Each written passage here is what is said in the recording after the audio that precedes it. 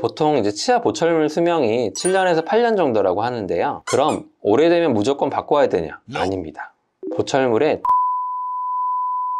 이런 경우만 빼면 꼭 바꿀 필요가 없습니다. 안녕하세요. 18년차 보철과 전문의 디지털 정원장 정유석입니다. 아마 모든 분들이 이제 한 번쯤은 충치가 생겨서 인레이든 크라운이든 치료를 받아보신 경험이 있으실 텐데요. 다른 치과에서 이거 보철물 바꿔야 된다는 말씀을 들으셔서 꼭 바꿔야 되는 게 맞는지 궁금해서 오시는 분들이 종종 계시더라고요. 그래서 오늘은 이 보철물의 수명과 언제 교체를 해야 되는지에 대해서 말씀을 드려보도록 하겠습니다. 저희가 치료한 보철물이 이제 평생 오래가면 당연히 좋겠죠. 저도 이제 어머님이 중학생 때 해주신 금리가 있거든요. 근데 지금도 쓰고 있기는 해요. 그래서 이렇게 오래 가면 좋은데, 사람의 입안이라는 게 굉장히 험한 환경이거든요. 아침에 아이스 아메리카노도 먹었다가, 이제 점심 때 김치찌개도 먹었다가, 그다음 뜨거운 커피도 먹었다가, 또 찬 냉수도 먹었다가, 이렇게 온도 변화도 굉장히 심하고, 또 구강 내는 이제 굉장히 단단한 질긴 오징어도 먹고 땅콩도 먹고 이런 것들 많이 먹잖아요. 그런 것들 때문에 굉장히 험한 환경이기 때문에 안타깝게도 이제 보철물에는 이제 수명이라는 게 존재합니다. 처음에 이제 분명히 꼭 맞았던 보철이거든요. 다 보철이 정말 잘 맞고 했던 보철도 이렇게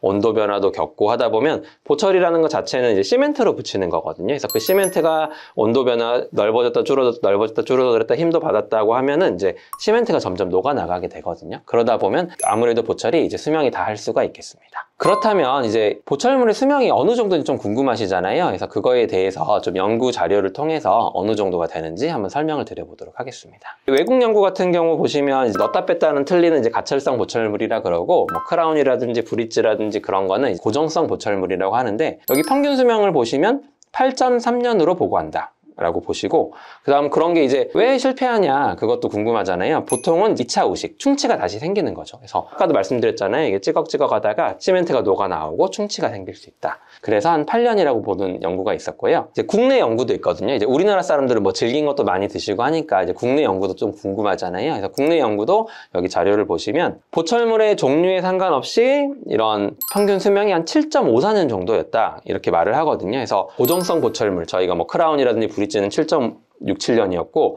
가철성 이제 부분 틀니라든지 그런 것들은 한 7년, 그 다음에 총우체라고 하는데 전체 틀니 같은 경우는 한 6.86년이었거든요. 그러니까 평균 잡아서 한 7년 정도 쓴다, 이렇게 보시면 쉬울 것 같습니다.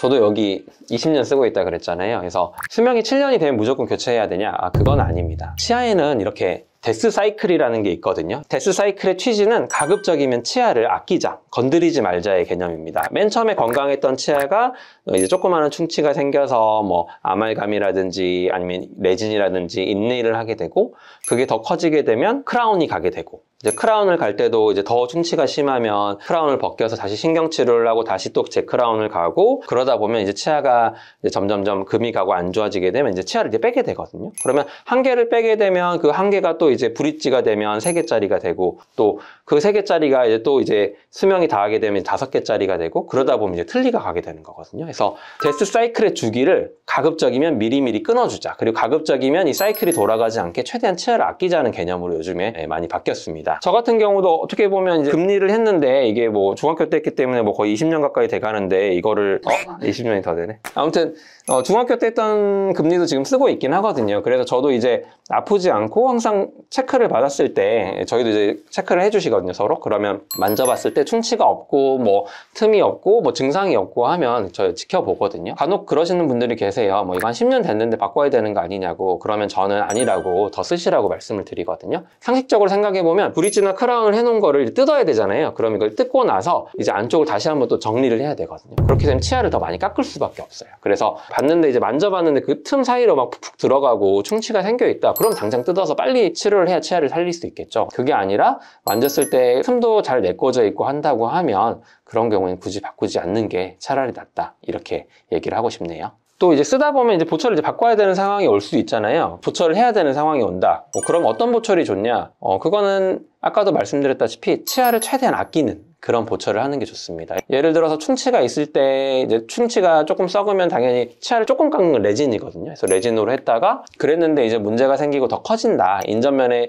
치아 사이사이에 충치가 생기고 한다. 그러면 이제 그때 가서 뭐 아말감이나 인레이 같은 걸 하시는 게 좋겠고, 그 다음 이제 치아가 금이 가거나 충치가 더 심해지면 이제 크라운을 가잖아요. 근데 다들 이제 크라운은 아시는데 이제 그 전 단계를 이제 온레이라는 게 있거든요. 그래서 그거를 많이 모르시더라고요. 그래서 이 케이스는 이제 외국 환자 케이스인데 치아에 금이 갔었어요. 그래서 보통 이 금이 간 경우에는 저희가 치아가 이제 금이 쫙 파고 들어가게 되면 나중에 치아를 빼야 되니까 왕관처럼 크라운을 씌워야 된다고 말을 많이 하거든요. 요즘에는 최소 침습이 전 세계적으로 조금 화두여서 그런 경우에 이제 금이 간 부분만 살짝 파내고 위에를 이렇게 모자처럼 씌우는 이런 온레이라는 게 있거든요. 그렇게 되면 아무래도 치아 목 부분 같은 데는 다 건전하게 아낄 수 있기 때문에 여기 사진에서처럼 이렇게 위에만 깎아서 이렇게 얹혀서 붙이는 방법이거든요. 이런 식으로 온레이라는 단계가 있다. 그래서 이런 것들을 좀 했으면 좋겠다라고 말씀을 드리고 싶고, 보통 이제 온레이를 많이 안 하는 이유 중에 하나가 이제 크라운 같은 경우는 치아를 깎고 임시 치아를 이렇게 씌워줄 수가 있는데 온레이는 부분만 깎은 거기 때문에 이제 모자를 딱 씌워놨는데 저희가 막 밥 먹고 그런 모자가 벗겨질 수 있잖아요. 임시치아를 붙이기가 쉽지 않아서 이 온레이를 이제 많이 안 하는 경향이 좀 있었는데, 요즘에는 이제 세렉이라는 시스템을 이용을 하면 당일날 원내에서 이렇게 세라믹으로 된 그런 온레이라는 그런 부분을 당일날 만들 수가 있거든요. 그렇게 되면 이런 임시치아에 대한 걱정이 없이 당일날 이걸 붙이고 가게 되면 아무래도 당일날 끝나니까 마취도 한 번만 해도 되고 뭐 시린 것도 덜하고 치아도 덜 깎고, 그렇기 때문에 너무 크라운만 생각하지 마시고 가급적인 만약에 된다고 하면 이런 온레이를 해가지고 조금 치아를 조금 더 덜 깎고 유지를 하다가 그러다가 다시 망가지면 그때 가서 이제 크라운을 가시는 식으로 추천을 드리고 싶거든요. 가급적이면 치아를 조금 깎는 보철을 하는 게 좋겠고, 그다음 그런 의미에서 이제 치아 보철물을 선택하는 기준도 마찬가지예요. 예전에 이제 금리가 굉장히 좋잖아요. 금리는 치아를 얇게 깎아도 되고, 그다음 굉장히 전연성도 있어서 쫙 퍼지는 성질이 있어서 틈새를 잘 메꿔주거든요. 근데 금이 너무 좋기는 한데 문제는 요즘 금값이 너무 올랐잖아요. 그래서 그런 부분이 좀 안타깝기는 하고, 그다음 앞니에 금리를 할 수는 없잖아요. 그래서 그런 부분 때문에 금리가 좋긴 하지만 이제 요즘에 많이 안 하는데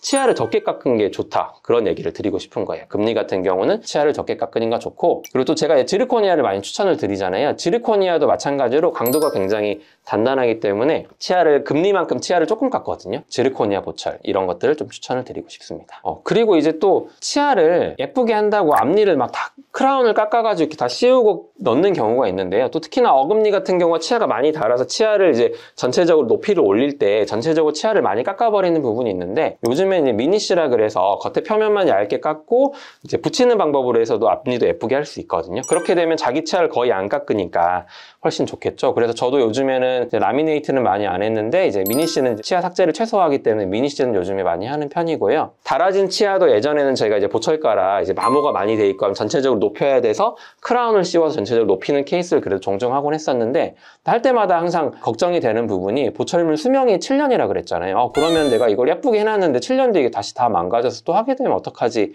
이런 걱정을 이제 보철가 의사로서 양심적으로 안 할 수가 없거든요. 근데 아무래도 이제 미니씨도 마찬가지로 치아를 이제 위쪽에 뚜껑을 덮는 식으로 아까 온레이라 그랬잖아요. 약간 그런 개념으로 미니씨도 들어갈 수 있거든요. 그렇게 되면 치아가 밑에 멀쩡하니 그대로 있으니까 건드린 게 아니기 때문에 그러면 뭐 7년 뒤에도 문제가 생길 확률이 적고, 혹시 설사 문제가 생겼다고 하더라도 보철만 다시 살짝 갈아내고 하면 되기 때문에 요즘은 약간 개념을 치아를 많이 깎지 말자는 개념으로 저도 조금 하고 임상을 조금 바꾸려고 하고 있습니다. 마지막으로 아까 제가 이제 보철을 중학교 때부터 지금까지 쓴다 그랬잖아요. 이제 오래 쓸 수 있는 팁은 당연히 이제 양치 잘 하시고 정기적으로 치과 방문하셔서 검진 잘 받으시고, 그렇게 하시면 수명은 7년이지만 더 오래 쓸 수 있지 않을까, 이렇게 생각을 합니다. 정기적으로 꼭 치과 뭐 3개월에서 6개월에 한 번씩 꼭 가셔서 방문하는 게 굉장히 중요합니다.